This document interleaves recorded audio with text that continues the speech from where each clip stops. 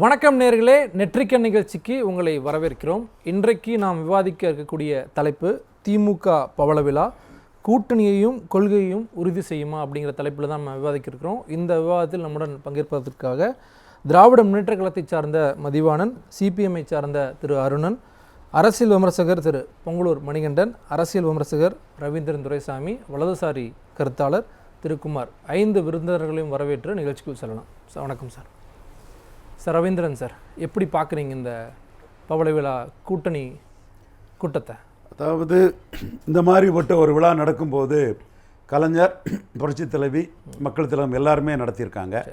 அவங்க இப்படிப்பட்ட ஒரு விழாவை தேர்தல் இல்லாத ஒரு காலகட்டத்திலையுமே கூட்டணி கட்சிகளெல்லாம் இணைத்து நடத்துறது ஒரு அபூர்வ நிகழ்வாக தான் நான் பார்க்குறேன். அவர்களும் கூட்டணியை கட்சி சேர்த்து நடத்தியிருக்காங்களா?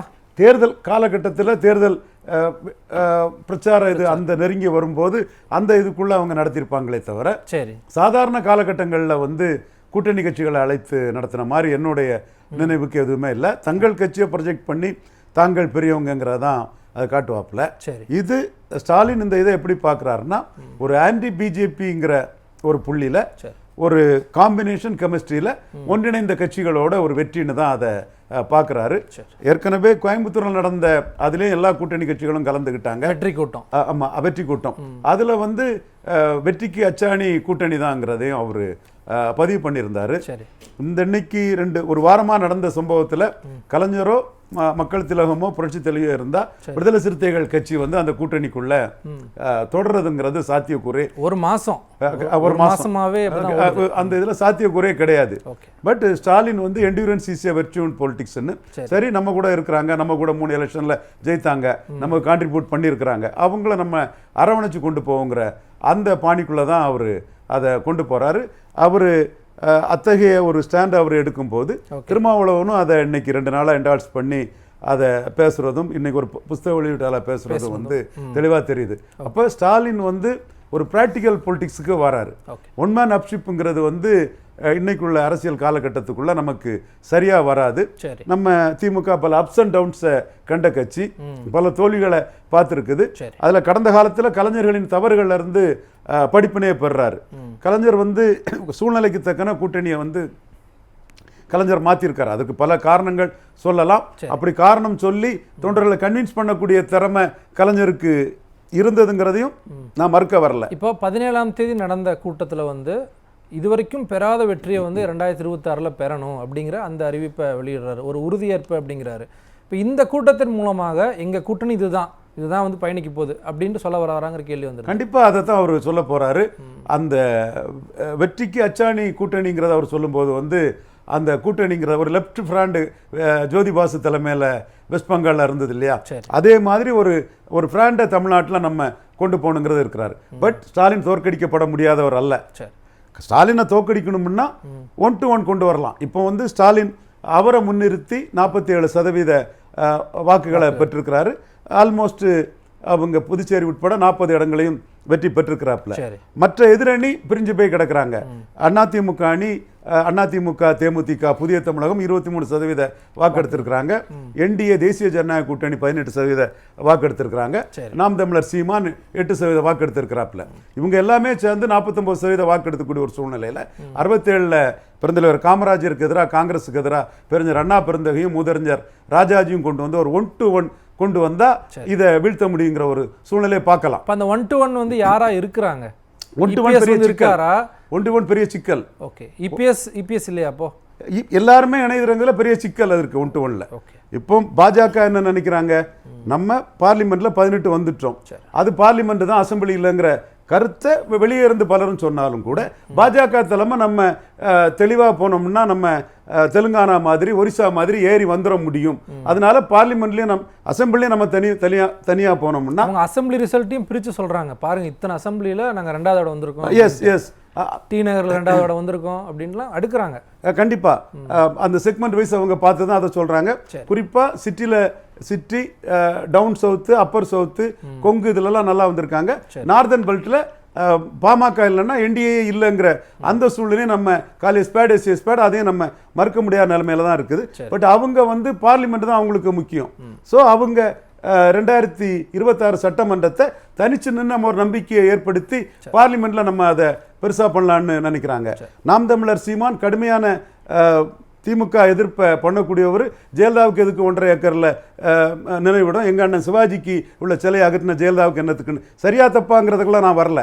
அவர் அப்படி ஒரு நிலைப்பாடு எடுத்துக்கிட்டு வீரப்பன் கொள்ளக்காரனா கருணாநிதிக்கும் ஜெயலலிதாவுக்கும் என்ன பேருன்னு அவர் தனிச்சு போட்டியிடக்கூடிய ஒரு சூழல் இருக்குது. ஸோ இந்த அரசியல் சிச்சுவேஷனும் அணியை இன்டாக்டா வச்சிருக்கக்கூடிய மு.க. ஸ்டாலினுக்கு மற்ற 3 சக்திகளும் பிரிஞ்சு நிற்கிறதும் ஒரு சாதகமான ஒரு அரசியல் சூழ்நிலையை கொடுக்குது. இந்த மாதிரி ஒரு அரசியல் ஒரு அனுகூலமான சூழ்நிலையும் மற்ற தலைவர்களுக்கு இல்லைங்கிறதையும் தேர்தலுக்கு இன்னும் பல நாட்கள் இருக்கு, பல மாதங்கள் இருக்கு. அப்படிங்கும்போது இந்த கூட்டணி இதுதான் எங்க கூட்டணி அப்படின்னு சொல்லி ஒரு பிரகடனம் பண்றாங்க. அப்படிங்கும்போது அது எப்படி வந்து புரிந்து கொள்ளப்படும், மக்கள் அதை எப்படி எடுத்துப்பாங்க? வெற்றி பெற்ற கூட்டணி, மத சார்பற்ற சமூக நீதி கூட்டணின்னு ஒரு பேரில் அவங்க இருக்கிறாங்க. பிளண்டா ஆன்டி பிஜேபிங்கிறது அந்த கூட்டணியோட ஒரு தன்மை. அந்த கூட்டணியை ஒருங்கிணைக்கக்கூடிய ஒரு லேயர் வந்து நூலிழை வந்து பாஜக எதிர்ப்புங்கிற இதில் தான் இருக்கிறாங்க. அவங்களுக்குள்ளே பல முரண்பாடுகள் பல இதுகள்லாம் சந்திச்சு வந்தவங்க தான். பாஜக ரூலிங்கில் இருக்கிறதுனால, சென்ட்ரல் ரூலிங்கில் இருக்கனால அதுக்கு எதிரான சக்திகளாக ஒன்றிணைஞ்சு நிற்கிறாங்க. அதில் ஸ்டாலின் வந்து அடாப்டபிலிட்டியோட கொண்டு போறாப்புல. அதை மீண்டும் அவங்க என்ன வர்றாங்க, இது வந்து சட்டமன்ற தேர்தல் இல்லை, நாளைக்கும் பாஜக 29லையும் ஜெயித்திடக்கூடாது, அதை மனசுல வச்சு நம்ம நிற்கணும்னு கம்யூனிஸ்டுகள் மற்றவங்கெல்லாம் போகக்கூடிய திரும்பவே சொல்றாரு. 2026ல 2029லையும் இதே கூட்டணி தொடர்றதுக்கான சூழல் இருக்கு அப்படின்னு. சிம்பிள் வின் வின் லாபம் அடைஞ்சவங்க, அவங்க லாபம் அடைஞ்சு வெற்றியில் இருக்கக்கூடியவங்களை வீழ்த்தினாதான் அவங்க பிரிவாங்கங்கிற கருத்தை நான் யதார்த்த பிராக்டிக்கல் பொலிட்டிக்கல் கருத்தை நான் தொடர்ந்து சொல்லிட்டு இருக்கிறேன். இப்பவும் என் கருத்து அதுதான். அவங்க வெற்றி தொடர்றது வரை அவங்க தொடருவாங்கங்கிறது தான் என்னுடைய ஆணித்தரமான கருத்து. ஓகே, திரு மணிகண்டன், எப்படி பார்க்குறீங்க இந்த நிகழ்வை? கூட்டணி கட்சிகள் எல்லாத்தையும் ஒன்றிணைச்சு ஒரு பிரம்மாண்ட கூட்டம், பவள விழா. பேரறிஞர் அண்ணா அவர்கள் பிறந்த காஞ்சிபுரம் மண்ணில் இன்றைக்கு பவள விழா மாநாடு. நம்முடைய சகோதரர் மதிவாணன் வந்து அங்க போகாம இங்க வந்திருக்கிறது மகிழ்ச்சி. சரி, பேரறிஞர் அண்ணா அவர்கள் உருவாக்கிய இயக்கம் அது திமுக அதிமுகவாக மாறி இருக்கிறது. ஆனால் பேரறிஞர் அண்ணா அவர்கள் உருவாக்கிய போது புரட்சித் தலைவர் எம்ஜிஆர் அவர்கள் அந்த இயக்கத்தை வளர்த்துவதற்கும் ஆட்சி கட்டில் அமர்த்துவதற்கும் மிகப்பெரிய பங்கு வகித்தார். இது அண்ணாவே குறிப்பிட்டது. சரி, அதாவது அவர் முகத்தை காட்டினாலே 30 லட்சம் வாக்குகள் விழும் என்கிற அளவுக்கு பேரறிஞர் அண்ணா அவர்களால் அங்கீகரிக்கப்பட்டவர் எம்ஜிஆர் அவர்கள். அவரே முரண்பட்டு இது சமூக நீதிக்கான இயக்கம் அல்ல அல்லது பல்வேறு குற்றச்சாட்டுகளை வைத்து அந்த இயக்கத்தின் மீது குறை சொன்ன போது அவர் வெளியேற்றினாங்க. அப்ப அதுக்கு பிறகு அண்ணாவுடைய தன்மை, அண்ணாவுடைய கனவு அங்க எப்படி மாறி இருக்கிறது என்பதை பார்க்க வேண்டும். இப்ப நீங்க இங்க வர்ணாசிரம தர்மத்தை பேசுறாங்க, சனாதனத்தை பேசுறாங்க. அந்த வர்ணாசிரமோ சனாதனமோ என்ன குறிப்பிடுதுன்னா, ஒரு குறிப்பிட்ட நபர்கள், குறிப்பிட்ட மக்கள் தங்களுக்கு தான் முன்னுரிமை, தாங்கள் தான் இந்த உயர்நிலையில் இருக்கிறோம் என்று சொன்ன பிறப்பு அடிப்படையில் சொன்னதை போலவே இன்னைக்கு திமுகவும் அப்படித்தான் இருக்கிறது. அதாவது அங்க எப்படி நீங்க சொன்னீங்களோ அதே மாதிரி ஒரு குடும்பத்தில் மட்டும்தான் ஒரு தலைவராக முதலமைச்சராக வர முடியும். அப்ப இந்த சனாதனமும் இந்த வர்ணாச தர்மமும் திமுகவுல வேறுபாடே இல்லை. வெளியில வேணா அது இருக்கிறாங்களுடைய கட்சியிலும் ஆட்சியிலும் ஒரு குடும்பத்தை தாண்டி இல்லை என்பதான் அண்ணா உருவாக்கிய இயக்கம். இன்னைக்கு காஞ்சிபுரத்தில் நடக்கிற மாநாடு அண்ணா குடும்பத்திலிருந்து யாரா வந்தாங்கன்னு பாருங்க.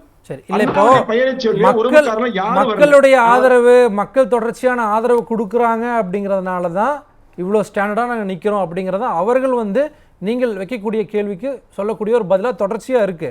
நான் இப்ப கூட்டணிக்குள்ள வந்துடுறேன். கூட்டணி வந்து ஒரு நிமிஷம் ஜீவபாரதி, ஒரு நிமிஷம். அதாவது இது ஒரு வாய்ப்பு, அதாவது ஜனநாயகங்கிற பேர்ல இப்படி ஒரு கருத்து சொல்ல ஒரு வாய்ப்பு. சரி, ஏன்னா திமுகல திரு ஸ்டாலின் தவிர இளைஞர்களே இல்லைன்னு சொல்ல ஒண்ணு. ரெண்டாவது வந்து ஏன் வேற இன்னொருத்தர் துணை முதலமைச்சராகவோ அல்லது இளைஞர்கள் செயலாளராகவோ அடுத்த இலக்காகவோ கொண்டு வர வேண்டாம் யாரா சொன்னாங்களா? யாருன்னு தான் ஜெயிக்கிறாங்க இல்லைங்களா? அப்ப அவர்களுக்கு ஏன் முன்னிருந்து தெரியல. இரண்டாம் கட்ட தவிர இப்ப நீங்க ஒண்ணு இல்ல, பேராசி அன்பழகனுடைய முழு அந்த கட் அவுட் இல்ல, ஆனா உதயநிதி வைக்கிறாங்க. எப்படி அது தானே வைக்கிறாங்களா? இவங்களாக பின்பத்தை உருவாக்குவதானே. ஒவ்வொரு அறிக்கையிலும் வந்து பேராசிரியர் அன்பழகன் தண்ணி ஊற்றி வளர்த்து அதை ஆளாக்கி இதுதான் மக்கள் ஏற்றுக்கொண்ட ஒரு முறை என்று ஜனநாயகத்தை பயன்படுத்துகிற என்பது உண்மைங்க. ஓகே, நான் அதுக்கான கேள்வி வந்து நான் மதிவாணன் சார்ட்ட வைக்கிறேன். நீங்க கூட்டணிக்குள்ள வந்துருங்க. கூட்டணி வந்து இப்படி தான் இருக்காங்க, கூட்டணி இதுதான் 2026 தேர்தலுக்கு இந்த கூட்டணி தான் வந்து பயணிக்க போகுது அப்படிங்கிற ஒரு அறிவிப்பு பிரகடனமாக வந்து இதை பார்க்கலாமான்னு கேட்குறேன். இல்ல அதாவது சார், கூட்டணி கட்சிகள் அவரவர் விருப்பம்ங்க. யார் எந்த அணியில் இருக்க வேண்டும் அல்லது என்ன காரணங்கள் இருக்க வேண்டும் என்பதுதான் அவரோட முடிவு. யாருமே வந்து திணிக்க முடியாது. ஏன்னா இன்னைக்கு வந்து தமிழ்நாடு அரசியல்ல கடந்த 3.5 ஆண்டுகள்ல நிகழ்ந்திருக்கிற சம்பவங்கள் இதெல்லாம் ஒப்பிட்டீங்கன்னா ஒன்றே ஒன்றுதான், மோடி ஆகாது, பாஜக எதிர்க்க வேண்டும். இந்த இரண்டை தாண்டி அவர்களுக்கு வேறு நோக்கமே இல்லை. என்ன தவறு இருந்தாலும் சரி அதை மௌனமாக கடந்து செல்கிற அளவுதான் இருக்கு ஒழிய, கடந்த அதிமுக ஆட்சியில 35,000 போராட்டத்தை இன்றைக்கும் அதை விட பல்வேறு காரண காரியங்கள் அளவுக்கு அதிகமா இருக்குது. ஆனா அன்றைக்கு அந்த காரணத்தை முன்வைத்து அவ்வளவு வீரியமாக போராடியவர்கள் இன்றைக்கு அந்த வீரியம் குறைந்து காரியத்திற்காக கப்சிப்னு அமைதிருக்காங்க. இதை வந்து மக்கள் தெளிவா பார்க்கறாங்க. உண்மையை சொன்னா ஜனநாயகம் என்பது மோசமான ஒன்று என்கிற அளவுக்கு திமுக ஆட்சி போய் கொண்டிருக்கிறது. ஏன்னா செந்தில் பாலாஜி அந்த கேள்வியை முன்வைக்கும் போது அதிமுக வந்து எதிர்க்கட்சியா செயல்படல அப்படிங்கிற அந்த விமர்சனமும் வைக்கிறாங்க திமுக சார்பில். இன்னொரு பக்கம் அதிமுக வந்து இன்னும் உறுதியா வரணும், திமுகவுக்கு வந்து எதிரி அதிமுகவா தான் இருக்கணும் அப்படிங்கிற அந்த வெளிப்பாட்டுத்தன்மையும் நம்ம பார்க்க முடியுதுல்ல சார்?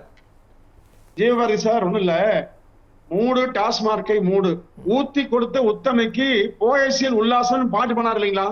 இப்ப அதே பாட திரும்பி ஒருத்தர் பாடலாம் இல்லையா? சரி, ஏன் பாட மறுக்கிறீங்க? நீங்க அதிமுக ஏன் அந்த அளவுக்கான போராட்டத்தை எடுத்துட்டு போறேன்னு கேக்குறாங்க. ஒரு இடத்துல வந்து வருமானம் குறையுது என்று சொல்லி ஒரு அதிகாரி கண்டிக்கப்படுகிறார், சஸ்பெண்ட் செய்யப்படுறார். அப்போ இதே மாதிரி எத்தனையோ விஷயங்கள் போராட்டங்கள் எல்லாம் செய்ய வேண்டிய நிலையில் இருந்தும் கூட ஒரு தோழமை சுற்றுலாக மென்மையா அந்த மயில் தொகையில வேற மாதிரி வேண்டிட்டு நாங்கள் உறுதியாக நிற்கிறோம், உறுதியாக இருப்போம் என்று பேசிக்கொண்டு மக்களுடைய பிரச்சனைகளை கண்டும் காணாமல் இருப்பது, நான் வந்து கூட்டணி பத்தி கவலை இல்லைங்க. ஆனா உண்மையில் மிகப்பெரிய தவறுகளும் ஊழல்களும் மோசடியும் நடந்தும் கூட மௌனியாக கடந்து போவது என்பது இது அவர்களை விட மோசமான நிலைக்கு தான் இந்த கூட்டணி கட்சிகள் போய் கொண்டிருக்குது என்னோட கருத்துங்க. 26 எப்படி மக்கள் முடிவெடுக்க தெளிவா தெரியுங்க. இந்த ஆட்சியை வீட்டுக்கு அனுப்ப வேண்டும் என்பது மக்களுடைய நிச்சயமான உறுதியான எண்ணமா இருக்குது. ஏன்னா ஆந்திராவில் எடுத்துங்க, நீங்க மற்ற மாநிலம் எடுத்துங்க, கடந்த காலத்தில் இதை விட அதிகமான பெண்களுக்கு பேசினாங்க, கடைசியில் மக்கள் முடிவு மாறுச்சுங்க. அது மாதிரி தமிழ்நாட்டில் நிச்சயமாக 26 மாறும். அதற்கான சூழ்நிலையை பார்க்கத்தான் போறோங்க. திரு ரவீந்திரன் சார் குறிப்பிட்டார்ல 1-to-1 அப்படிங்கிறது வந்து மிஸ் ஆகுது அப்படிங்கிறாரு. ஸ்டாலின் வெர்சஸ் யாரு அப்படிங்கிற அந்த கேள்வியை தான் வந்து அவரும் குறிப்பிட்டிருந்தாரு. 1-to-1ல வந்து மிஸ் ஆகிறாங்க அப்படிங்கிறாங்க. எதிர்க்கட்சி தலைவராக வந்து இபிஎஸ் அவர்களுடைய செயல்பாடு இன்னும் திருப்தி இல்லாமல் இருக்கு அப்படிங்கிற அந்த கோணமும் வைக்கப்படுது இல்ல ஜீவா சார்? அதாவது கடந்த 2014 இதே பாஜக இதே வலிமையான கூட்டை அமைத்து வாங்கிய வாக்கும் இதே வாக்கு தான். 10 ஆண்டுகளுக்கு பிறகு இதே வாக்கு தான் வாங்கியிருக்குது. இன்றைக்கு தாமரை சின்னத்துல ஒரு 10 பேர் நிறுத்திட்டு அந்த வாக்கு ஜாதி அமைப்பெல்லாம் சேர்த்தி அந்த வாக்குகளையும் பெற்றுவிட்டு எங்களுக்கு 11% என்று கணக்காட்டுறாங்க. மொத்த வாக்கு 18%. 2014 இப்ப அதே வாக்கு தான் மறுபடியும் வந்திருக்கு. என்ன எடுத்தப்போம்? சரி, அப்ப ஏன் சட்டமன்றத்தில் ஜெயிக்க முடியல? இந்த மாதிரி 2014 திமுக 3ஆம் இடம் போச்சு, சில இடங்கள்ல டெபாசிட் போச்சு, சட்டமன்ற தொகுதியில் சில இடங்கள்ல 3ஆம் இடத்துக்கு போச்சு. ஆனாலும் கூட திமுக ஆட்சிக்கு வந்தே இல்லைங்களா? அதாவது ஒரு நீடித்த நிலையான வாக்கு வங்கி முன்ன பண்ண கூட குறைமலையே அது நிலையாக 2 கட்சிக்கும் உண்டு, திமுக இரண்டுமே உண்டு. ஏன்னா மரியாதைக்குரிய சகோதரர் மதிவான அவர்கள் தெளிவா சொல்ல நம்புறேன். திராவிட இயக்கத்தை தாண்டி தமிழ்நாட்டில் நிச்சயமாக வேறு எந்த கட்சியும் வர முடியாது, வர அனுமதிக்க மாட்டாது உண்மை. ஏன்னா மதவாத சக்திகளை நிச்சயமாக வேறக்க வேண்டும், ஒடுக்க வேண்டும். தமிழ்நாட்டு மக்கள் என்னமாக இருக்கிறது? ஏன்னா மதத்தை தூண்டி சாதியை தூண்டி தமிழ்நாட்டில் கலவரத்தை உருவாக்கி வடமாநில பெற்ற வெற்றியை போல தமிழ்நாட்டில் பெற வேண்டும் என்று திட்டமிட்டு அவர்கள் இயங்குகிறாங்க, உழைக்க முயற்சிக்கிறாங்க. ஆனால் மக்கள் நிச்சயமாக கேட்க மாட்டாங்க. பாஜக என்பது வேரோடும் வேரடி மண்ணோடும் 26 காணாம போகுங்க. சரி சார், குமார் சார், பாஜக வேரோடு வேறு இல்லாமல் 2027 காணாம போயிடும் அப்படிங்கிறார் அவரு. ஆமாம், அவர் 6 மாதத்துக்கு முன்ன வரைக்கும் எப்படி பேசிகிட்டு இருந்தார், இப்போ எப்படி பேசுகிறாரு, அவரை மாதிரிலாம் என்னால் பேச முடியாது. சரி, ஆனால் இவர் நினைக்கிற மாதிரி எல்லாம் ஒன்றும் போயிடாது. அவர் ஒன்றும் தீர்க்கதரிசி இல்லை, அரசியலில். சரி, இல்லை அவர் வந்து கிரவுண்டில் இருக்கிறத ஒரு வெளிப்படுத்துறாரு. அவர் சொல்கிறாரு, அவர் சந்தர்ப்பத்துக்கு தகுந்த மாதிரி பேசுகிறாரு. அப்படியெல்லாம் நம்ம எந்த மனிதனும் பேசக்கூடாதுங்கிறது என்னுடைய கிரவுண்ட் ரூல்ஸ். சரி, நான் நேற்று ஒன்று பேசுவேன், இன்றைக்கி பேசுவேன், நாளைக்கு காலையில் ஒன்று பேசுவேங்கிறதுலாம் எனக்கு கிடையாது. சரி, என்னைக்கு எடுத்தாலும் நான் ஒரே கொள்கைக்காக இந்த நாடு இந்த நாடாக இருக்க வேண்டும், இந்தியாவாக இருக்கணும்னா அதுக்கு பிஜேபி இருக்கணும், அவ்வளோதான். அதுக்காக மட்டும்தான் அதை ஆதரிக்கிறேன். நாடாக தானே இருக்குது, அது இப்போ கரைஞ்சிக்கிட்டு இருக்கு சார். இவ்வளவு நாளும் காங்கிரஸ் இந்த நாட்டில் ஆட்சியில் இருந்ததுன்னா இந்த நாடு வேற மாதிரி ஆயிருக்கும். எப்படி அதை பற்றி இப்போ பேசணும்னா ரொம்ப 5 நிமிஷம் டைம் கொடுக்கணும். சரி, அது இன்னொரு ஆள் நான் சொல்கிறேன். அதனால் அதுக்காக நாங்கள் அதை ஆதரிக்குமே தவிர இப்போ இவர் சொல்கிற மாதிரிலாம் இவங்க ஒன்றும் நடந்துடாது. இவங்க திமுக ஒரு ஜனநாயக அடிப்படையில் இந்தியாவில் ஆட்சி நடக்கிறது. உலகத்தில் பல்வேறு வகையான ஆட்சிகள் இருக்கின்றன. மன்னர் ஆட்சி இருக்கின்றது, மக்கள் ஆட்சி, ஜனநாயக ஆட்சி, எதேச்சதிகார ஆட்சி, சர்வாதிகார ஆட்சி, இராணுவ ஆட்சி, வலதுசாரி இடதுசாரி ஆட்சி, இப்படி கொடுங்கோல் ஆட்சி, நிறைய ஆட்சி முறைகள் நடந்துக்கிட்டு தான் இருக்கிறது உலக நாடுகளை. ஆனால் இந்தியாவில் ஜனநாயக முறையில் ஒரு ஆட்சி நடக்குது அப்படிங்கிற ஒரு ஃபோரத்தில் நம்ம இருந்துக்கிட்டு ஒரு மன்னராட்சி முகலாயர் ஆட்சியை தான் திரும்ப திமுக நடத்திட்டு இருக்கு. இப்போ மக்களாட்சி தானே, மக்களாட்சி கேளுங்க, அதுதான் சொல்றேன். முகலாயர் ஆட்சி இந்தியா மக்கள் தானே இருந்தாங்க. சரி, முகலாய மன்னர் பாபருக்கு அடுத்தால ஹுமாயூன், அக்பர், ஜஹாங்கீர், ஷாஜகான், அவுரங்கசீப், தேர்தல் 5 பேர் தான் முகலாயர்கள். தேர்தல் இருந்துச்சு அப்போ? தேர்தல் இல்ல தேர்தல் கிடையாது. தேர்தல் அப்படி இருந்தா கூட பரவாயில்லையா சார்? இப்ப தேர்தலை வச்சு மன்னராட்சி தான் நடக்குது. சரி, காரணம் கட்சியில இருக்கிறவங்க, கட்சி அந்த காலத்துல இருந்த தலைவர்கள் போல இங்க இப்ப இல்லாததுனால சரி, ஜனநாயக பிரதிநிதித்துவம், அந்த நோக்கமே என்னன்னா எல்லாருக்கும் எல்லா பிரதிநிதித்துவம் இருக்கணுங்கிறதுக்காக தான். மதிவாணன் இருக்கார் பக்கத்தில், அவரும் முதலமைச்சராக இருக்கணும், மத்திய அமைச்சராக இருக்கணும், ஒரு சட்டமன்ற உறுப்பினராக இருக்கணும் நான் விரும்புவேன். சரி, அவர் கருத்து வேற இருக்கலாம். கட்சியில பிரதிநிதித்துவம் இருக்கணும். கட்சியில எல்லாருக்கும் அந்த இதை சுத்தமா வெளிப்படையா அடிச்சு புல்டோசர் வச்சு அடிச்ச மாதிரி அடிச்சு, கலைஞர் அப்படி செய்ய மாட்டாரு, வேற எந்த தலைவர்களும் அப்படி செய்ய மாட்டாங்க. ஆனால் திரு ஸ்டாலின் அவர்கள் இந்த விஷயத்தில் ரொம்ப தவறான ஒரு ஜனநாயகத்துக்கு எதிரான ஒரு முறைகளை கட்சியை நடத்தி கொண்டிருக்கிறார். 3வது தலைமுறை ஸ்டாலின் அவர்கள் நாளைக்கு பதவி ஏற்றா 3வது தலைமுறை வருது. இப்போ ஜனநாயகத்துக்கு எதிராக கட்சி நடத்துறாங்கன்னா கட்சியில் இருக்கக்கூடிய தொண்டர்கள் இல்லை கடந்த காலங்கள் தொடர்ச்சியாக திமுகவில் பயணிக்கிறவங்க திருப்பி பேசிட மாட்டாங்களா? இன்னைக்கு இருக்கக்கூடிய சமூக வலைதளங்கள்ல எல்லாம் இருக்கு. பிராக்டிக்கல் தியரி 2 இருக்கு. சரி, பிராக்டிக்கல்ங்கிறது ஜனநாயகம்னா அது எல்லாரும் கருத்தை பேசணும், எல்லாரும் தேர்தல் வச்சாலும் யாரும் நிறுத்தணும், ஒரு 2 பேர் 4 பேர் இருந்தாங்க, 4 பேருக்கு 10 பேர் சப்போர்ட் பண்ணுவாங்க, யார் அதிக ஓட்டு எடுக்கிறாரோ அவர் ஜெயிப்பாரு, ஜனநாயகம். இல்லைன்னா எல்லாரும் சாமி கும்பிடு போட்டுட்டு யார் சொல்றாங்களோ அதை ஆதரிக்கிறது. சரி, இதைத்தான் பண்ணிக்கிட்டு இருக்காங்க. சரி, ஒரு சாதாரண கவுன்சிலராக இருந்தால் கவுன்சிலருக்கு அவருக்கு நம்ம கவுன்சிலர் 2 பங்களா 4 கார் இருந்தால் போதும். எந்த கட்சியாக இருந்தாலும் சரி, இந்த ரீஜனல் பார்ட்டிஸ் 2 அப்படி தான் நான் சொல்லுவேன். தேசிய கட்சிகளும் வச்சிருக்காங்க, எல்லாரும் வச்சிருக்காங்க. எல்லாரும் இப்போ அரசியல் முறையே தப்பா இருக்கு. ரீஜனல் பார்ட்டி சொல்லி உண்மைக்கும் சம்பந்தமே இல்லாம இருக்கு. உண்மைக்கும் இதுக்கும் சம்பந்தம் இல்லை. இவங்க நடைமுறைக்கும் மக்கள்கிட்ட வெளிப்படுத்துறதுக்கும் செயல்பாட்டுக்கும் சம்பந்தமே இல்லாம இருக்கிறது. அதைத்தான் நான் எதிர்க்கிறேன். அந்த பாணி அது என்னைக்கு மாறுமோ தெரியாது, மாறணும். இப்போ இவங்க பவள விழா நடத்துறாங்க, பவள விழா நடத்தட்டும். கூட்டணி கட்சிகளின் சேர்த்து ஒரு பவள விழா நடத்துறாங்க. அவங்களுடைய ஒற்றுமைக்கும் வலிமைக்கும் அடுத்தால தேர்தலை சந்திப்பதற்கும் பாஜகங்கிற கட்சியை அவங்கள்ட்ட இருந்து பிரிஞ்சு இருக்கிறது 2 கட்சி தான். ஒன்று பாஜக, இன்னொன்று அதிமுக. அதிமுகவில் கூட அவங்க இப்போ எப்படி எடுத்திருக்காங்கன்னு தெரியல. ஆனால் அவங்க மற்ற எல்லாத்தையும் ஒன்று சேர்த்து பாஜகங்கிற கட்சியை எதிர்க்கிறதுக்கு தயாராகிறதுக்கு இந்த கூட்டணியை போட்டிருக்காங்க. அதிமுக ஸ்ட்ராங் ஆகணும் அப்படின்லாம் பேசுறாங்க. திமுக இருக்கிறவங்களே அது பேசுவாங்க. அது எதிர்மறையாக தான் நீங்க புரிஞ்சுக்கணும். அது அப்படி அரசியல்வாதிகள் பேசினா அதுக்கு எதிர்மறை கருத்தை தான் நீங்க புரிஞ்சுக்கணும். அதை பாஜக எதிரியா வந்துடக்கூடாது. என்ன சொன்னாரு மணிகண்டன்? திராவிட கட்சிகளை தாண்டி எதுவுமே இருக்க முடியாதுன்னு சொல்றாரு. 67க்கு பிறகு திராவிட கட்சிகள் சாதிச்சது என்னங்கிறத கணக்கு போட்டா நிறைய விஷயங்கள் இருக்கு பேசணும். ஆகையினால பவள விழாவை பொறுத்தவரையில் எல்லாரும் கூப்பிட்டது போகிறது வந்ததெல்லாம் எனக்கு இதில் மாற்று கருத்து இல்லை. அதெல்லாம் நல்ல விஷயம்தான். தலைவர்கள் ஒரு மாநிலத்தில் இருக்கிற கட்சிகள் எல்லாம் கூப்பிட்டு நடத்தி தன்னுடைய கட்சியினுடைய கௌரவத்தை நிரூபிக்கிறது, மக்கள்கிட்ட எடுத்து செல்றது எல்லாம் வரவேற்க வேண்டிய விஷயம்தான். ஆனால் ஜனநாயகத்துக்கு எதிராக என்ன செந்தில் பாலாஜி விஷயத்தில் திரு செந்தில் பாலாஜியை ஜெயிலுக்கு அவரை ஏன் கைது பண்ணாமல் வச்சிருக்காரு, ஆளுநர் ஏன் உத்தரவு போடலைன்னு பேசுனது இதே நம்முடைய முதல்வர் தான். சரி, எல்லாருக்கும் முதல்வர், எனக்கு முதல்வர், எல்லாத்துக்கும் முதல்வர் அவர் தான் பேசினார் நாமக்கல் கரூரில்.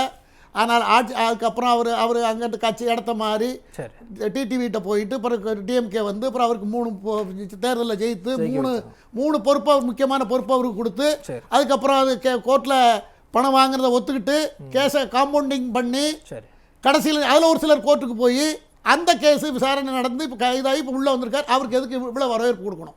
நீங்கள் ஒரு அவர் தனிப்பட்ட முறையில் கொடுக்கறது வேற. ஒரு என்னுடைய முதலமைச்சர் அவர் என்னோட முதலமைச்சர் சார் 471 நாள் வந்து ஜெயில வச்சிருந்தாங்க. இருந்தாரு சார். கேஸ் இல்ல, அரவிந்த் கெஜ்ரிவால் வந்து எடுத்து எல்லாத்துக்குமே வந்து இந்த சிக்கல் தானே சார். பிஎம்எல்ஏ கேஸ்ல இருந்து ரிலீஸ் பண்ணணும். ஒரு முதலமைச்சரா இருந்தால் ராஜாஜி மாதிரி இருக்கணும் சார். முதலமைச்சரா இருந்தா ராஜாஜி மாதிரி இருக்கணும். மகனை கூட பொறுப்பு விடல, மகனுக்கு எம்பி சீட் கொடுக்கலன்னு மகனுக்கு தகப்பன்னு கடைசி வரைக்கும் சண்டை. மகனை முன்னிலைப்படுத்தல, மகனுக்கு இன்ட்ரெஸ்ட் அரசியல் வர்றதுக்கு. ஆனால் நீ இரு அவரை ஒதுக்கி விட்டுட்டார். இப்படிப்பட்ட நிறைய இருக்கு. ஈவிகே சம்பத்தை பற்றி சொல்லலாம், நிறைய தலைவர்கள் அப்படி இருந்திருக்காங்க. ஆனால் இங்க நடக்கிறது முற்றிலும் வேற.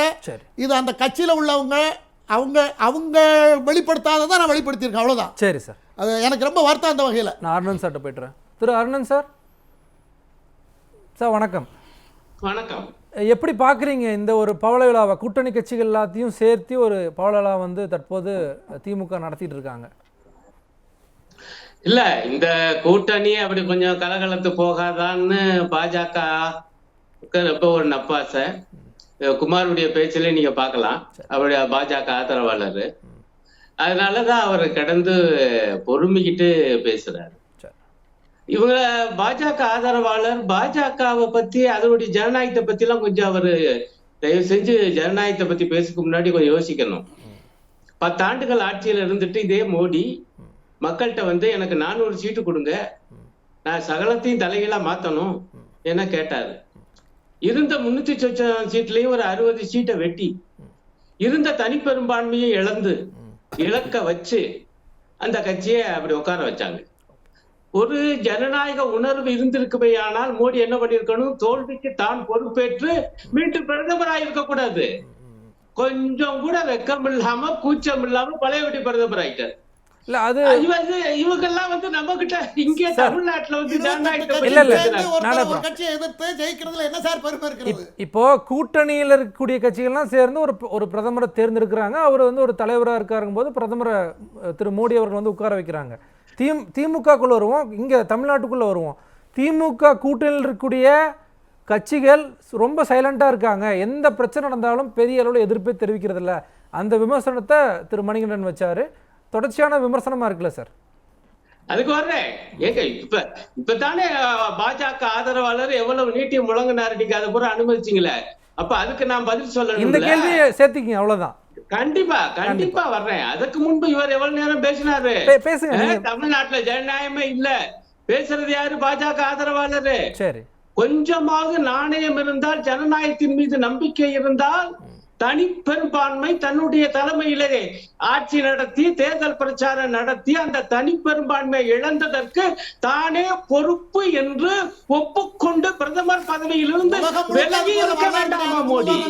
அதுதான் ஜனநாயகம். உலகம் முழுக்க அந்த மாதிரி வரலாறு கிடையாது, முன்னுதாரணம் கிடையாது, இல்லாதது இருக்கிறதா? நண்பரே, இங்க பாருங்க, அவர் பேசும்போது நான் பொறுமையா கேட்டேன். அடுத்த சுற்றுல நீங்க தாராளமா பதில் சொல்லுங்க. அதுக்கு சேர்த்து சொல்லட்டும். இல்ல, ஓகே.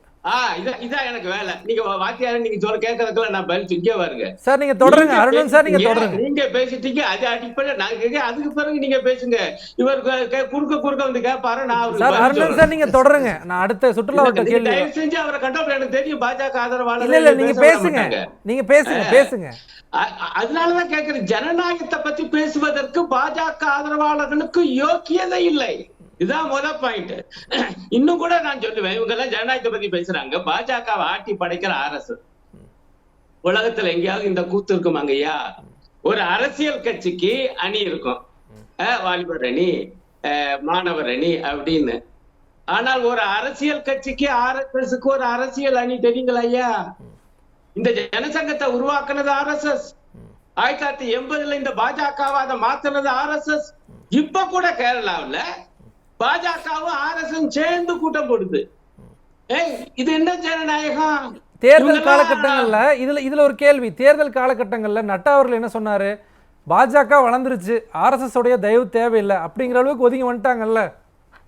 எங்க பழையபடி அதே நட்டா தாங்க அங்க கேரளாவில் நடந்த கூட்டத்துக்கு போயிருக்காரு. நண்பரே, நீங்க பாக்கலையா அந்த செய்தியை? 3 நாள் கூட்டம் பார்த்தோம். கூட்டத்துக்கு தலைப்பெண்ண RSS பிஜேபி கோஆர்டினேஷன் கமிட்டி. அரசாங்கத்தை யார் ஆட்டி படைக்கிறா? கொஞ்சம் அரசியல் தெரிஞ்சவங்க கூட தெரியும். இது ஐயா ஜனநாயகம்.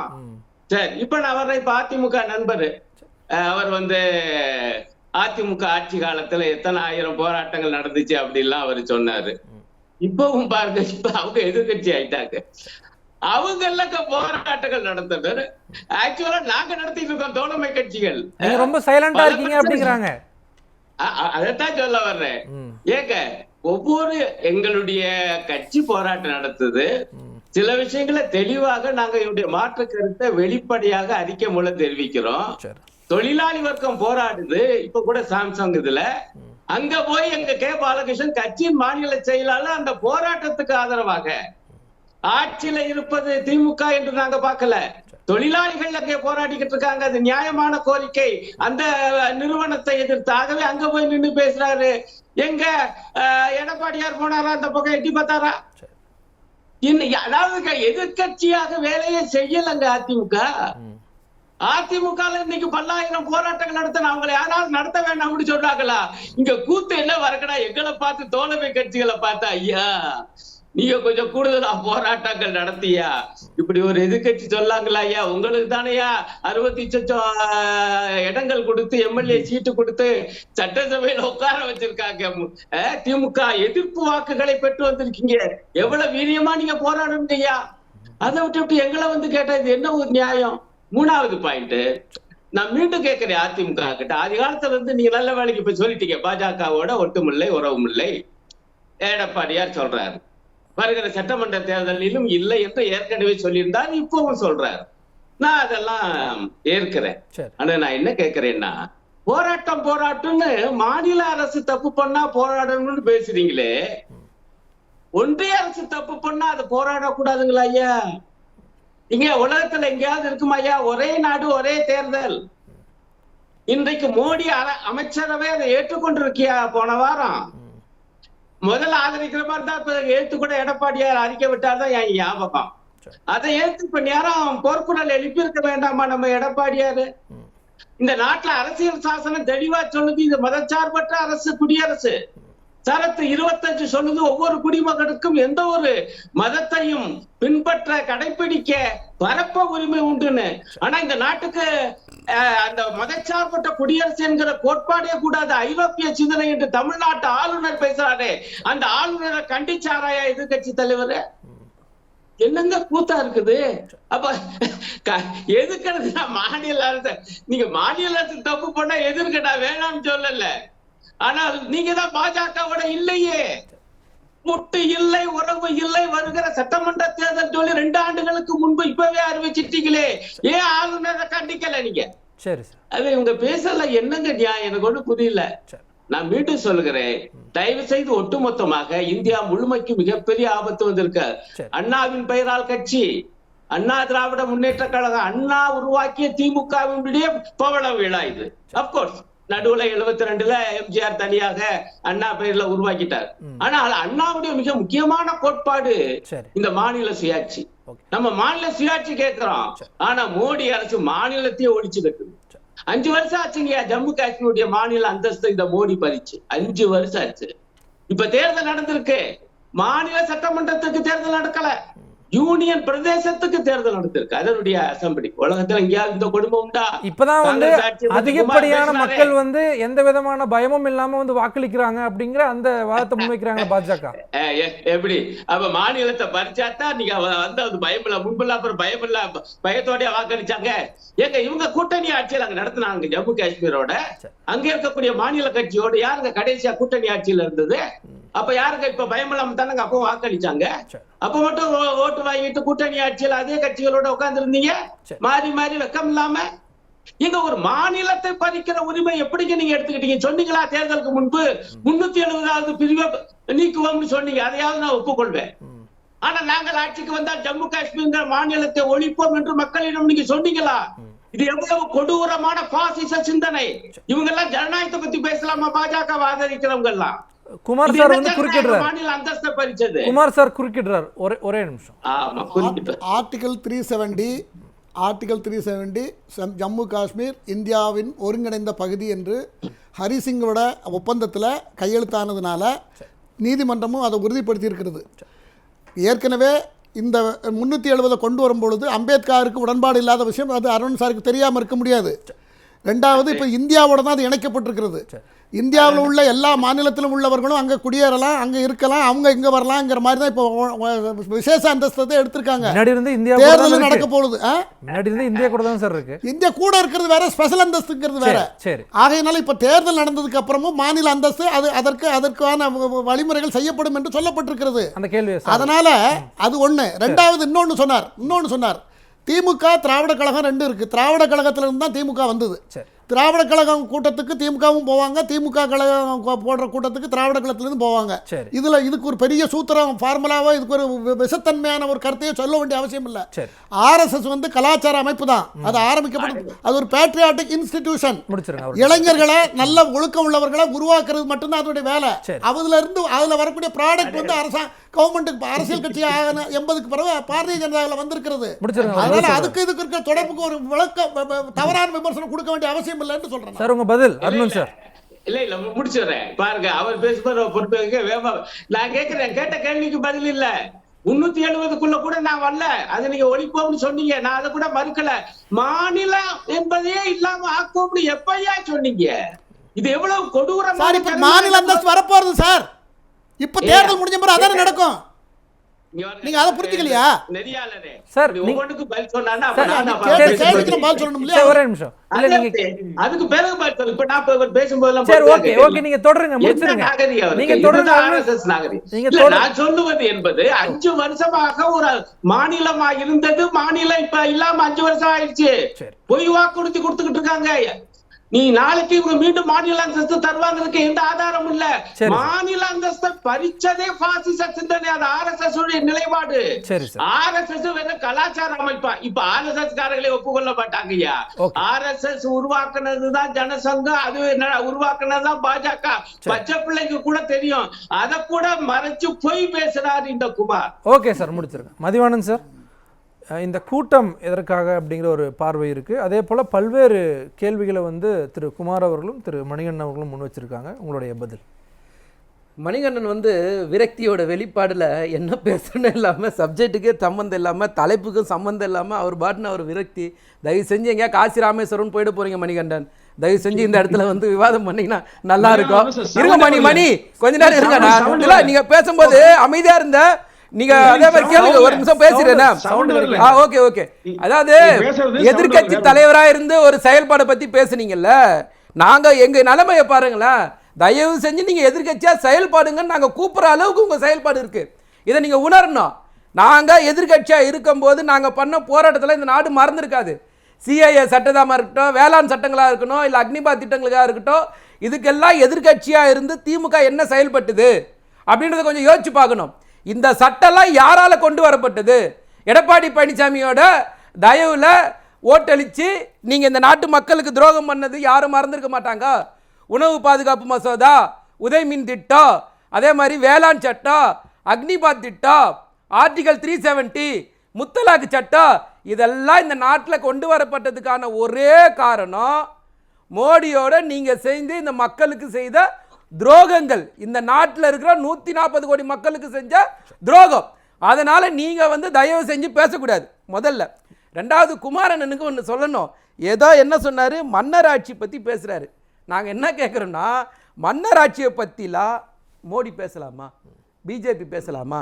இன்னைக்கு நான் கேட்குறேன், குமாரசாமி யாரு, ஜெயந்த் சௌத்ரி யாரு, அவர் தயவு செஞ்சு சொல்லணும். ஜோதிராதித்யா யாரு, அதே மாதிரி சிராஜ் பாஸ்வான் யாரு, ராம்நாத் தாகூர் யாரு, ராம்மோகன் நாயுடு யாரு, பியூஷ் கோயல் யாரு, ஜிஜன் பிரசாத் ராம்ஜி யாரு, இந்த மாதிரி லிஸ்ட் சொன்னா இன்னைக்கு மோடியோட அமைச்சரவையில் 20 பேர் வாரிசு தான் அமைச்சராக இருக்காங்க. அதை பத்தி யோசிக்காம பேசக்கூடாது. பேசுறதுக்கு முன்னாடி கண்ணாடியை பார்த்துட்டு பேசினா நல்லது. அடுத்தது இவர் என்ன சொன்னார், சாதனைகள் பத்தி பேசினார். சார், நாங்கள் சாதனை செய்ததுனால தான் தொடர்ச்சியாக மக்கள் எங்களுக்கு 10 வெற்றியை கொடுத்துருக்காங்க. வாக்கு சதவீதம் உயர்ந்துகிட்டு இருக்கு. உங்களை மாதிரி வந்து நாங்கள் 2019 வாங்கின தொகுதி 37, இன்னைக்கு நாங்கள் வாங்குற தொகுதி 40. வர இல்லை, ஒரு நிமிஷம், அதுதான் நான் சொல்ல வரேன். நீங்கள் வாங்கினது 303, இன்னைக்கு நீங்கள் வாங்கினது 240. அப்போ உங்கள் மேலே இருக்கிற நம்பிக்கை மக்களுக்கு முழுசாக போயிடுச்சு. எங்கள் மேலே இருக்கிற நம்பிக்கை கூடி இருக்கிறதுனால எங்களுக்கு வெற்றியோட சதவீதமும் கூடுது. அது உணர்ந்து அவர் பேசணும். அதே மாதிரி வந்து சார் என்ன சொல்கிறாருன்னா, ரொம்ப நேர்மை நீதி நியாயம் அப்படிலான்ற மாதிரி பேசுகிறாரு. இந்த நாட்டில் அதிகப்படியான மாநில சட்டமன்றத்தில் கலைச்சிட்டு கொல்லப்புறமாக ஆட்சியை பிடிச்ச கட்சி பிஜேபி. எத்தனாயிரம் கோடி அதுக்கு நீங்கள் வசூல் பண்ணி கொல்லப்புறமாக எலக்ட்ரல் பாண்டில் யாருமே மறந்துருக்க மாட்டாங்க. இன்னைக்கு நிர்மலா சீதாராமன் மேலே எஃப்ஐஆர் போடுற அளவுக்கு நீங்கள் பண்ணி வச்சுருக்கீங்க. அப்போ முழுசாக இந்த நாட்டு மக்கள்கிட்ட இருந்து இந்த நாட்டு மக்களை ஏமாற்றி நீங்கள் எந்த ஒரு பிரச்சனையும் பேசணும்னு சொல்கிறார். நாங்கள் தெளிவாக சொல்கிறேன்னே, இன்னைக்கு மணிப்பூரை பற்றி மோடி பேசுகிறாரா? இந்த நாட்டோட எல்லையை பற்றி மோடி பேசுகிறாரா? பேசுகிறார்ல. எங்க நாட்டுடைய பிரதமர் பேர் சொல்லி தான் ஓட்டு கேட்டீங்க. உள்துறை மோடிக்கா கேரண்டி தான் ஓட்டு கேட்டீங்க. இல்ல இல்ல மோடிக்கா நான் என்ன சொல்றேன், இல்ல இல்ல நான் கேக்குற கேள்வி அமித்ஷாக்கு ஓட்டு போட்டு நீங்க கேட்கலையா? மோடிக்கு ஓட்டு போட்டு தானே கேட்டீங்க. மோடிக்கா கேரண்டி தானே பொய் சொன்னீங்க. அப்போ சொன்ன பொய்யை மக்கள் புறக்கணிச்சிட்டாங்க. ஸோ நீங்க ஒரு விஷயத்துல உணரணும், உங்களை மக்கள் பார்த்துட்டு இருக்காங்க, நீங்க பேசுறது மக்கள் பார்த்துட்டு இருக்காங்க. நீங்க திரும்ப திரும்ப ரொம்ப அரைச்ச மாவியே பழைய அதெல்லாம் புளிச்சு போச்சு சார், அது எதுக்கும் பயன்படாது. இன்னைக்கு என்ன தேவைன்னு மக்கள்கிட்ட பேசுங்க. எங்களோட சாதனைக்கு மக்கள் எங்களை தொடர்ச்சியா வெற்றி கொடுக்குறாங்க. எப்படியாவது இந்த கூட்டணி உடைஞ்சிராதா, எப்படியாவது இந்த கூட்டணியில் ஒரு கிரிசல் விடாதா? யார் அப்படி எதிர்பார்க்குறாங்க? அதான் பிஜேபி நண்பர் பேசுறது எல்லாமே அந்த டோன்ல தானே பேசுறாரு. வேற எந்த டோன்ல பேசுறாரு? எல்லாம் பொங்கலூர் மணிகண்ட விரக்தியோட வெளிப்பாடு சார். இல்ல இப்போ மெகா கூட்டணி அமைப்புன்னு சொன்னது யாரு? திமுக கூட்டணியை உறுதி செய்ய வேண்டிய ஒரு இடத்துல இருக்கா? தொடர்ச்சியான சலசலப்பு, சிபிஎம் தொடர்ச்சியா போராட்டம் பண்ணிட்டு இருக்காங்க சார். நீங்க ஒரு விஷயம் பார்க்கணும், முப்பெரு விழான்றது கட்சியோட முப்பெரு விழா. ஆமா. ஸோ நாங்கள் கட்சிக்காரங்கள்லாம் சேர்ந்து ஒரு விழா நடத்துறோம். சரி, இது ஒரு பவள விழா கொண்டாடுறோம். அப்போ கூட்டணி சார்பாக கூட்டணி தலைவர்களை கூப்பிடுறோம். இதில் என்ன வித்தியாசம் வந்துடுச்சு? நீங்கள் ஏதோ இதுக்கு முன்னாடி யாருமே நடத்தலை சார். நாங்கள் 10 வருஷமாக என்டிஏ கூட்டணி போடாமல் திடுதிப்புன்னு லெட்டர் பேடு கட்சிகளை வச்சுக்கிட்டு 37 பேர் கட்சியை கூப்பிட்டு நாங்கள் மோடியை மாதிரி கூட்டம் போடலையா? நாங்கள் டெய்லியும் தான் பேசுகிறோம். நீங்களே சொன்ன மாதிரி மாதம் மாதம் பேசிட்டு தான் இருக்கோம். எங்களுக்கு என்ன பிரச்சனை இருக்குது? ஸோ எங்களை பொறுத்த வரைக்கும் மக்களுக்கு முன்னாடி சாதனைகள் இருக்குது, அந்த சாதனையை மக்கள் நேரடியாக ஏற்றுக்கிறாங்க சார். நாங்கள் என்ன கேட்குறோன்னா, அதிமுகன்ற ஒரு கட்சி அண்ணா பேர் வச்சிருக்கு சார். மாநில உரிமையை பற்றி பேசுறதுக்கு எங்கேயாவது அதுக்கு தகுதி இருக்கா சார்? டெல்லி மாநில உரிமை பறிப்பு சட்டம் ஒன்று வந்தது சார். அந்த சட்டத்துக்கு ஓட்டு போட்ட கட்சி அது சார் அதிமுக. நீங்கள் அண்ணா பேரை வச்சுக்கிட்டு மாநில சுயாட்சியை மதிக்கிறதில்ல, சுயமரியாதை கொஞ்சம் கூட இல்லை, சமூக நீதி பற்றி கவலைப்படுறதில்ல, சமதர்மத்தை பற்றி கவலைப்படுறதில்ல, மனித பற்றி கவலைப்படுறதில்ல, இன உரிமை பற்றி கவலைப்படுறதில்ல, மொழி பற்றோ இல்லை. மொத்தமாக இந்த நாட்டு மக்கள் உங்களை புறக்கணிச்சிருக்க காரணமே தெரியாம நீங்க களத்தில் நிற்கிறீங்க நினைச்சு நின்று இருக்கீங்க. நாங்கள் திரும்ப சொல்றோம், சின்னவர் சொன்னதை நான் ஞாபகப்படுத்துறேன், தயவு செய்து எதிர்கட்சிக்கான வேலையை செய்யுங்க. நாங்களே கூப்பிடுறோம், நீங்க தயவு செஞ்சு அந்த வேலையை செஞ்சாதான் மக்கள் முன்னாடி நிக்க முடியும். மணிகண்டன் சார், உங்களுடைய கருத்து குறுக்கிட்டீங்க. இல்ல மதிவாணன் அவர்களுக்கு வேண்டுகோளுங்க, உங்க பேச்சுல சத்தம் வரல, ரொம்ப கம்மியா கேக்குது. அதுக்காக சொன்னேன், இடையில வேற இடைமறிக்கல. ஸ்டார்டிங்ல பிரச்சனை இருந்துச்சு, யாரு பேச்சுக்கு வரல, தொடக்கத்துல பிரச்சனை ஒண்ணும் இல்ல. அதாவது கடந்த அம்மா அவர்கள் மறைவதற்கு கடைசி சட்டமன்ற கூட்டத்தொடர்ல தெளிவா பேசினாங்க. 100 உறுப்பினர் இருந்தாங்க திமுகவுல. அம்மா சொன்ன 2 தான். நான் சொன்னேன்னா திமுக காரங்க வெளியே ஓடிடுவாங்கன்னு சொன்னாங்க. ஒண்ணு கச்சத்தீவு, இன்னொன்னு காவிரி. அப்ப கச்சத்தீவை தாரை பார்த்து கொடுத்து யாருங்க? காவிரி இதோட சிக்கலை காரணம் யாரு? முடிவு கொண்டது யாரு? அதே மாதிரி காவிரி பேசுவோம், கச்சத்தீவை நான் பதில் சொல்லிடுறேன். நீங்க அப்புறம் இல்ல நீங்க காவிரி அப்புறம் கேளுங்க, நான் கச்சத்தீவு பதில் சொல்றேன் சார். ஒரு நிமிஷம், அதாவது 2 கேள்வி வச்சிருக்காரு. அவர் என்ன சொல்றாருன்னா, ஒரு மாநில அரசு நினைச்சா ஒரு இந்திய ஒன்றியத்துடைய ஒரு பங்கு எடுத்து கொடுக்க முடியுமா? நீங்க சாதாரணமா இலங்கை மக்கள் பாதிக்கப்படும் போது நம்ம உதவி செய்யும் போது அந்த உதவி யார் மூலியமா அனுப்பிச்சோம்? ஒன்றிய அரசு மூலியமா தான் அனுப்பிச்சோம். இதே பொய்ய உங்க அம்மா தான் சொன்னாங்கன்றதுக்காக எல்லாரும் சொன்னா என்ன அர்த்தம்? நீங்க தயவு செய்து பொதுவெளியில பேசும்போது அம்மையார் அவர்கள் தப்பா பேசுனாங்கன்றதுக்காக பொங்கலூர் மணிகண்டனும் பொய் பேசணும்னு அவசியம் கிடையாது. யதார்த்தமா புரிஞ்சுக்கணும். நீங்க ஒரு மாநில அரசு எப்படி கொடுக்க முடியும்? சின்ன கேள்வி. எந்த அதிகாரத்தின் அடிப்படையில் இந்திய அரசியலமைப்பு சட்டத்துடைய எந்த பிரிவின் கீழ் இதுல தமிழ்நாடு அரசுக்கு பங்கு இருக்கு நீங்க சொல்லுங்க. இல்ல அதாவது அடுத்தது காவேரிக்கு வர அம்மா அவர்கள் கச்சத்தீவை மீட்க வேண்டும் என்று அதாவது நான் படையெடுத்து போறேன்னு சொல்லல, சட்டமன்றத்தில் மிக தெளிவா படையெடுத்து போறேன்னு சொன்ன அம்மையார் அவர்கள் மறந்துடக்கூடாது. மத்திய அரசுக்கு அழுத்தம் கொடுத்து மட்டுமல்ல, உச்ச நீதிமன்றத்தில் வழக்கே போட்டாங்க. இப்ப திமுக என்ன பண்ணி பாருங்க. அதே மாதிரி காவிரி பிரச்சனையை இன்றைக்கு வரைக்கும் முடிவு கொண்டு யாருங்க? திமுக ஆட்சி காலத்துல கிடப்பில போட்டு இன்னைக்கு ஒரு காங்கிரஸ் ஆட்சி, ஒரே காட்சி. ஒண்ணு கேக்குறேன், கொங்கு மண்டலத்துல ஆனமலையார் நல்லா திட்டம், இதை தயவு அனுமதிங்க. சரி. அதை வந்து கேரளாவில் உங்க ஐயா அருணன் இருக்காரு, நீங்க திமுக உருவாக்குறீங்க. கிட்டத்தட்ட எடப்பாடியார் நேரடியாக 2 முறை சந்திச்சு பேசி நிறைய பகுதியே வந்தது. ஆனா இன்றைக்கு 2 தோழமை தானே பேசி முடிவு இல்லாமல்ல. அதாவது தொலைநோக்கு பார்வை கொண்ட எந்த திட்டத்தையும் தமிழ்நாட்டுல திமுக 3 ஆண்டுல கொண்டே வரல. அதை பத்தி அக்கறையே இல்ல. ஆனா ஏதோ ஒரு மோடிக்கு எதிராக பாஜக எதிராக மட்டும் பேசி ஒரு குண்டூசியில மொத்தமா அந்த காந்த வச்சு வைக்கிற மாதிரி ஒரு 10 பேர் ஒரே லைன்ல மணி நான் கேக்குறேன்.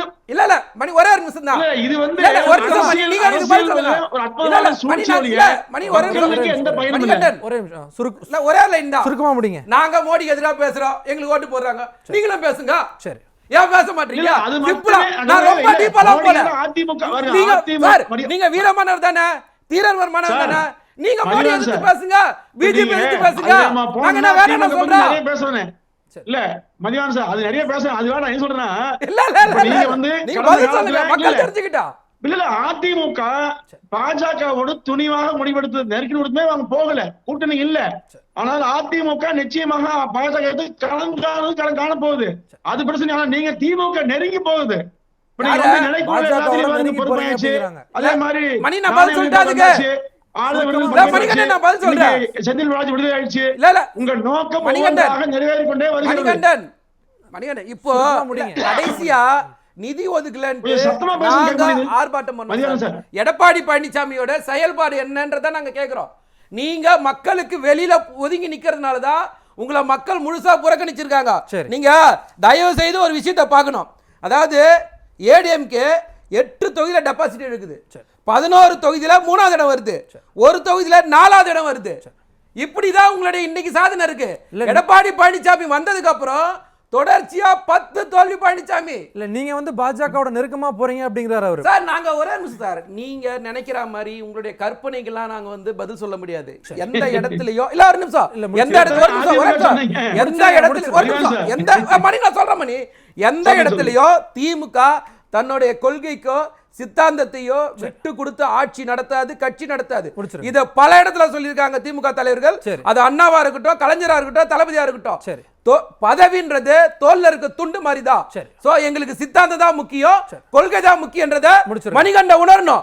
அதனால தான் இன்னைக்கு வரைக்கும் எந்த திட்டமா இருந்தாலும் மோடியை எதிர்த்து தைரியமா பேசுற இந்திய தலைவர்கள்ல நம்பர் 1 தலைவர் தளபதி மட்டும்தான். முடிச்சிருங்க சார். நேத்து போய் மோடி மாட்டிட்டாரு, நேத்து 40 நிமிஷம் பேசி மோடி மிரண்டு போயிட்டாரு நினைக்கிறேன், செய்தி வெளி வந்தது. போய் பார்த்தா ஏன் பார்த்தேன்னு கேக்குறீங்க, பாக்கலைனா ஏன் பாக்கலன்னு கேக்குறீங்க.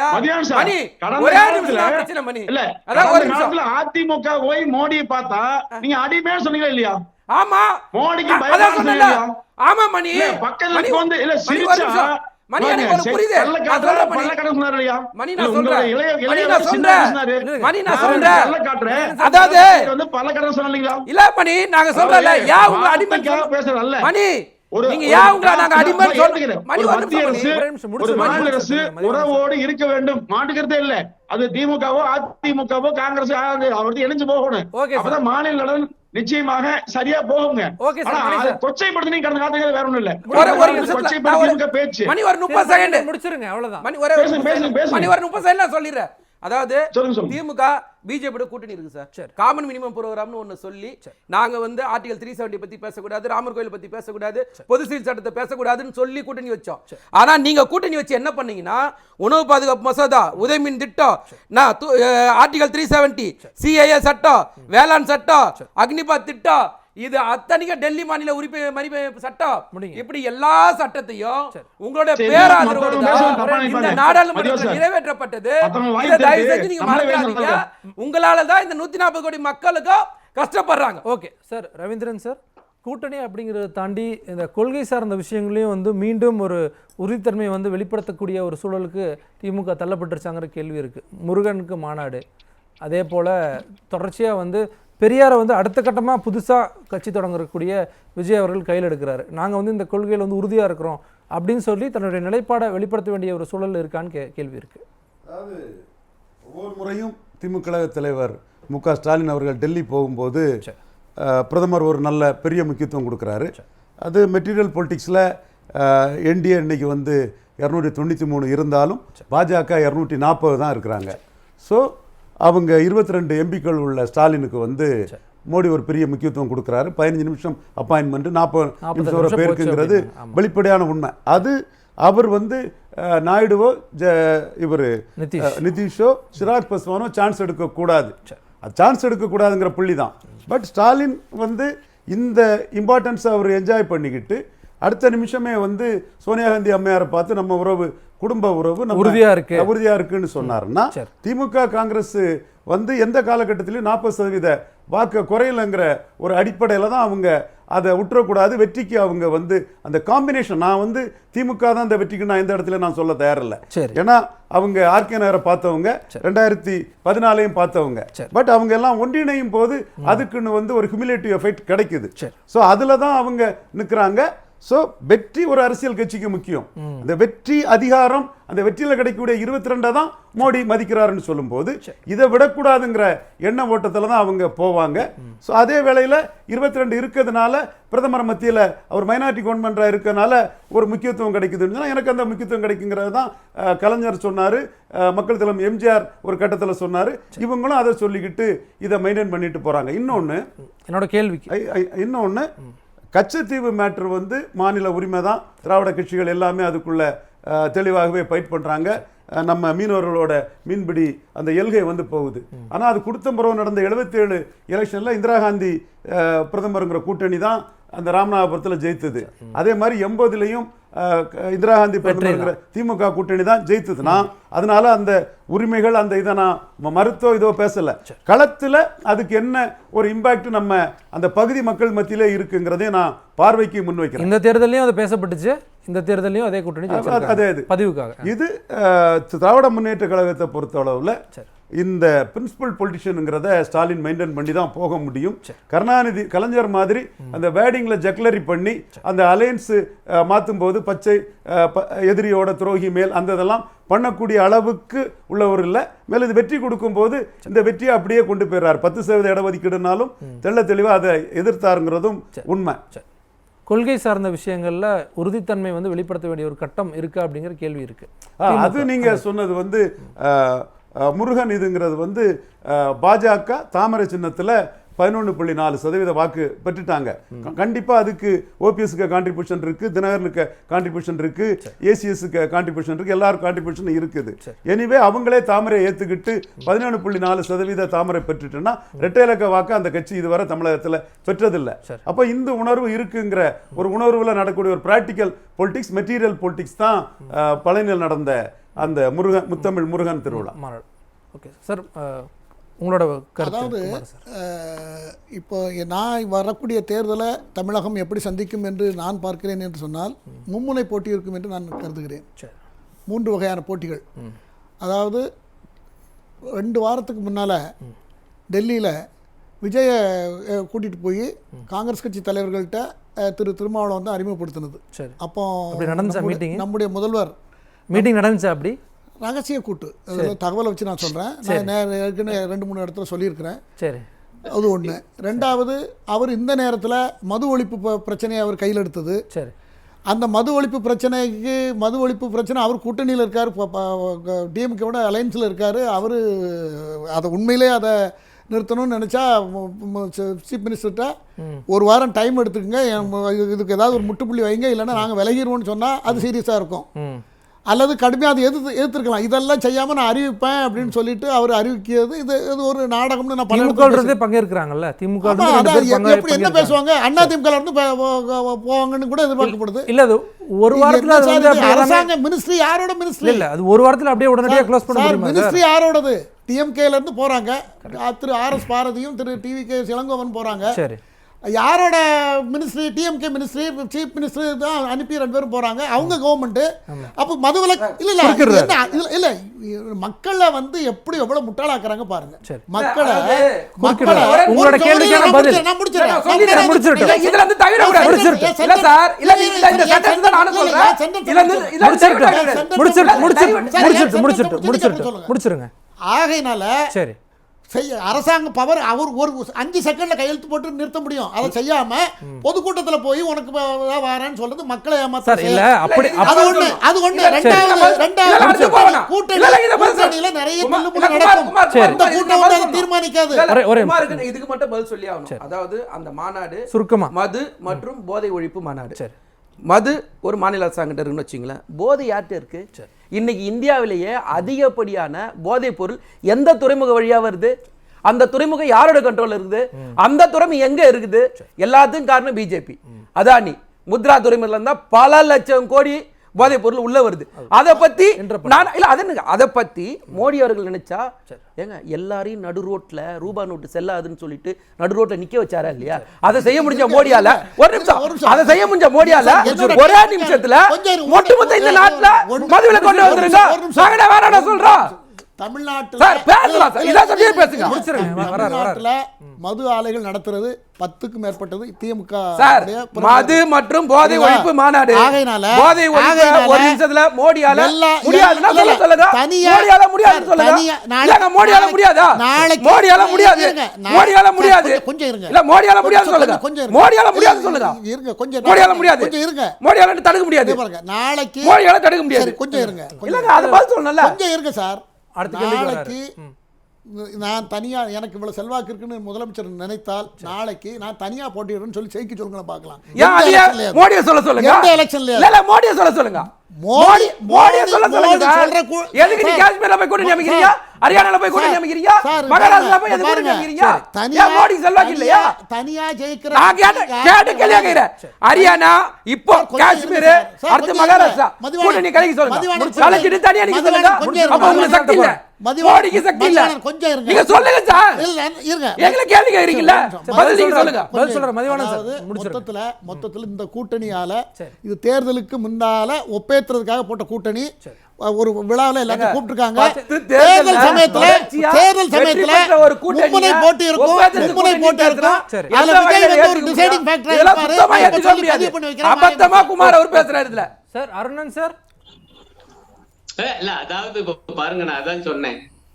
இந்த திமுக கூட்டணி எதுன்னு ஒரு கலகலத்து போகாதா என்று ரொம்ப ஆர்வமா இருக்கிறது பாஜகவும் பாஜக ஆதரவாளர்களும் தான் என்று நான் சொன்னது எவ்வளவு சரி என்பதுதான் இப்ப குமார் அவங்களுடைய பேச்சு என்பது காமிக்குது. இல்ல நான் என்ன சொல்ல வரேன், உங்க பாஜக அத வந்து வளருங்க, அது உங்க கொள்கைகளை சொல்லி வளருங்க. அத மக்கள் ஏற்கிறாங்களா இல்லையான்னு பாப்போம். அந்த உரிமை அவங்களுக்கு உண்டு. ஆனா இவங்க என்ன பாருங்க, ஐயா திமுக கூட்டணி கட்டுக்கோப்பா இருக்கு, இது இருக்க கூடாதியா, எப்படியாவது அது கலகலத்து போகணுமியா, செறிஞ்சு போகணுமியான்னு கட்டந்து தவிக்கிறாங்க. கூட்டணி கட்சிகள் கருத்துக்கள் வருதுல்ல சார்? என்னங்கய்யா கூட்டணி கட்சிகள்ல இருந்து அத்தகைய கருத்துக்களை கடந்த வாரம் பார்த்தோம்ல. இல்ல இப்ப என்ன கருத்துக்கள், இப்ப முதலமைச்சரே அது பதில் சொல்லிட்டாரு ரொம்ப அழகா. ஐயா என்ன விஷயம், 2 விஷயம். மது ஒழிப்பு மாநாடை பத்தி பேசுனீங்க, திமுக நண்பர் அழகா விளக்கிட்டாரு. அந்த மாநாடு மது ஒழிப்பு மற்றும் போதை பொருள் ஒழிப்பு, போதை பொருள் விவகாரம் எப்படி சந்திச்சிருக்குது நாடு முழுக்க மோடி ஆட்சியிலன்னு தெளிவா சொல்லிட்டாரு. நான் சொல்ற பாயிண்ட், அதிகாரம் என்கிற விஷயம் முதலமைச்சர் அழகா டெல்லியில கூட பதில் சொல்லியிருக்காரு. அது விசிகா ரொம்ப நாளா சொல்லிட்டு இருக்குது. அது அவங்களுடைய கொள்கை, அது அவங்களுடைய முழக்கம். அந்த உரிமை உண்டு என்று ஒப்புக்கொள்கிற மதிக்கிற ஒரு கூட்டணியுடைய தலைவர். அத்தகைய கூட்டணி தான் இங்க இருக்குது. அதனால இவங்க கடுத்து அதெல்லாம் வராது, மும்முனை வருமியா, எம்முனை வந்தாலும் பாஜக ஒன்று வரப்போகுது, அது மணிக்கு போச்சு. தமிழ்நாட்டு மக்கள் ஏற்க மாட்டாங்க. காரணம், தமிழ்நாட்டினுடைய அடிப்படையான அந்த கோட்பாடுகளாகிய சமூக நீதியின் எதிரி மோடி அரசு, மாநில சுயாட்சியின் எதிரி மோடி அரசு, இன்னும் சொல்ல போனா மத நல்லிணக்கம் அதனுடைய எதிரி மோடி அரசு, இன்னும் சொல்ல போனா ஏழை எளிய மக்களுடைய நலவாழ்வு திட்டங்கள் அதனுடைய எதிரி மோடி அரசு, இன்னும் சொல்ல போனா மக்களுக்கு தரப்படுகிற சில நலத்திட்டங்களை எல்லாம் கேலி செய்கிற கட்சிக்காரங்க பாஜக காரங்க, பாஜக தலைவர்கள். இவங்களை ஒருபொழுதும் தமிழ்நாடு ஏற்க போவதில்லை. அதனால அவங்க பாவ கடந்து தவிச்சிட்டு போக வேண்டியதுதான். Thank you sir. மணிகண்டன் சார், உங்களோட இறுதிக்கட்ட கருத்து சுருக்கமா. பேரறிஞர் அண்ணா பிறந்த ஊர்ல திமுக இன்னைக்கு மாநாடு போடுறாங்க. வைகோ பேசிட்டு இருக்காரு. இப்போ அப்படின்னா இதே திரு வைகோ அவர்கள் பேரறிஞர் அண்ணா அவர்கள் கொள்கைகளை குழி தோண்டி புதைத்தவர்கள் ஐயா கருணாநிதி குடும்பத்தினர் என்று மிக கடுமையாக பேசியதா உண்டு. இப்ப அதெல்லாம் மாறி குழி தோண்டி போச்செல்லாம் மீண்டும் வந்துருச்சான்னு தெரியல. பொதுவா பாத்தீங்கன்னா இன்னைக்கு தமிழ்நாட்டில் ஒரு சமூக நீதி பத்தி எத்தனையோ பேசலாம். ஒரு சாதாரண ஒரு கிராமத்துக்கு அண்ணன் மதிவானம் கூட நாளைக்கு ஒரு மந்திரி ஆகணும், துணை முதலமைச்சர் ஆகணும், முதலமைச்சர் ஆகணும், ஆசையும் கூட குடும்பத்திலேயே ஆயிடக்கூடாது. யாரு வேண்டுமானாலும் அமைச்சராகலாம், யாரு வேண்டாம் எம்எல்ஏ ஆகலாம், முதலமைச்சர் ஆகலாம், கட்சி பதவிக்கு வரலாங்கிறத அந்த சமூக நீதி அடிப்படையில் அந்த பொறுப்புக்கு போக முடியுமா? உங்க கட்டட முடிச்ச போட்டா சேலத்துக்கு மகிழ்ச்சியா இருக்குமே. அதை திமுக நடக்குமான்னு பாருங்க. செய்யக்கூடிய இயக்கம், நடைமுறைப்படுத்தக்கூடிய ஒரே இயக்கம் அண்ணா பெயர்ல இருக்கிற அதிமுக மட்டும்தான்.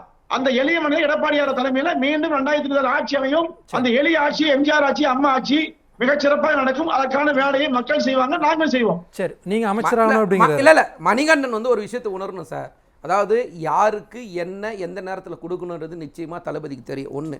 ரெண்டாவது எங்க கட்சியில ஒரு பதவி 2 பதவி இல்லை, பல ஆயிரம் பதவிகள் இருக்கு. பல ஆயிரம் பதவிகளில் பல பேர் வந்து வாரிசுகளே இல்லாம தான் பதவியில் இருக்காங்க. இன்னைக்கு இருக்கிற திமுகவில் இருக்கிற எம்எல்ஏ எம்பிகளில் 90% பேர் எந்த வகையான வாரிசுகளுமே இல்லாம புதிய அரசியல் தலைவர்கள் தான் இன்னைக்கு இருக்கிறாங்க. அதை முதல்ல நீங்க உணரணும். உணராம இன்னைக்கு நீங்க பேசினா அதுக்கு நான் எந்த வகையிலும் பதில் சொல்ல முடியாது. இல்லாம நீ தயவு செஞ்சு புரிஞ்சுங்க, நீங்க டேட்டாவோட பேசுங்க. நான் சொல்றதுல எந்த விதமான மாற்று கருத்தோ பொய்யான கருத்தோ இருக்க முடியாது. யாருக்கு என்னைக்கு எதை கொடுக்கணுமோ அதை நிச்சயமா தளபதி கொடுப்பாரு. அதை பத்தி நீங்க கவலைப்படாதீங்க. நானும் அதை தான் சொல்றேன். ஒரே நிமிஷம் மதிவானம். இல்ல நான் என்னோட இறுதி கருத்தா சொல்ல, ஸ்டாலின் அலையன்ஸ் வெர்சஸ் அதர்ஸ் தான் தமிழ்நாடு பொலிட்டிக்ஸ் இருக்குது. அதுல முதன்மையா அதிமுக அணி 23% வாக்குல இருக்குது.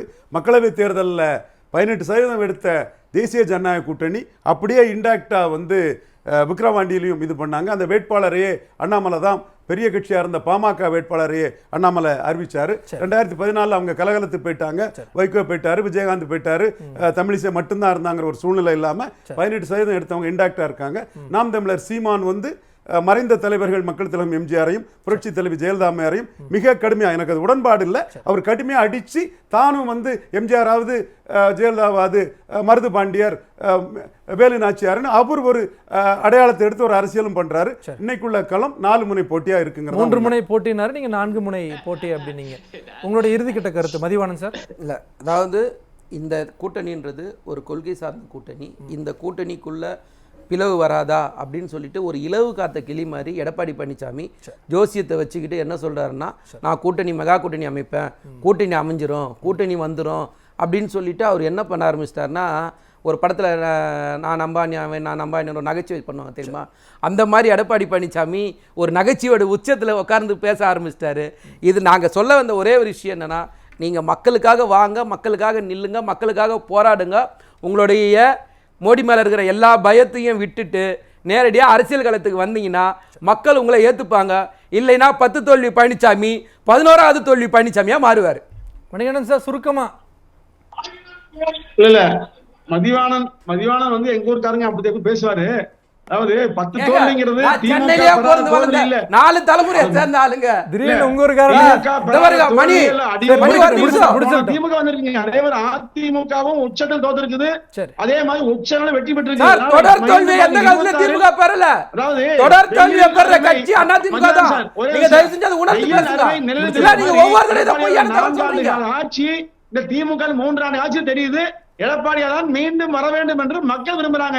மக்கள் விருப்பம் 24 ஒரே டேட்டா நடந்து முடிஞ்ச நாடாளுமன்ற தேர்தல் பிரகாரம் நீங்க கணக்கு எடுத்து பாத்தீங்கன்னா 221 தொகுதியில திமுக ஜெயிக்குது, 8 தொகுதி தான் அதிமுக ஜெயிக்குது. ஒரு நிமிஷம் மணி, இவ்வளவுதான் உங்க பொசிஷன்.